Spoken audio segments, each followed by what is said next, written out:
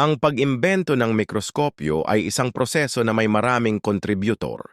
Ayon sa mga makasaysayang tala, ang mga sumusunod ay may mahalagang papel sa pagbuo ng mikroskopyo.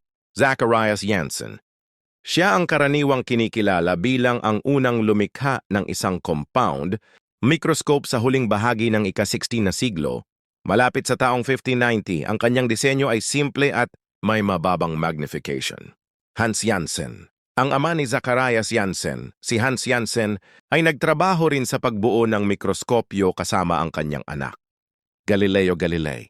Noong 1609, narinig ni Galileo Galilei ang tungkol sa mga unang eksperimentong ito at ginawa ang mga prinsipyo ng mga lente upang makagawa ng mas mahusay na instrumento.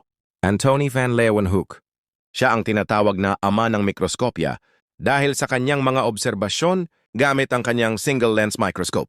Nakamit niya ang magnification na hanggang 270 beses at nagawa niyang pag-aralan ay mga mikroorganismo at spermatozoa. Robert Hooke.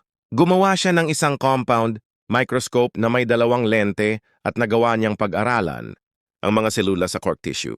Ernst Ruska. Siya ang nagimbento ng electron microscope noong 1931 na nagbigay daan sa mga siyentipiko na pag-aralan ang mga bagay na may mas mataas na resolution.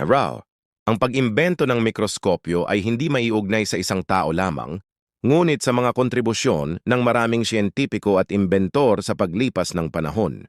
Okay, just follow my channel and share para sa iba pang kaalaman. Thank you and good day.